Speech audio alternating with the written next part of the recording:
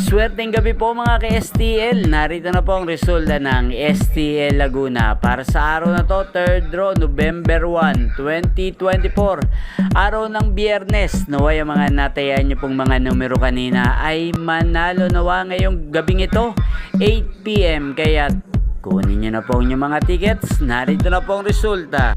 Para po sa STL Laguna, 3rd draw result, 8 PM ang mga numerong nanalo, 23 at 28 in exact order. Sa lahat po ng tumaya kanina para sa 3rd draw ng 23 at 28, congrats po sa inyo, panalo po kayo.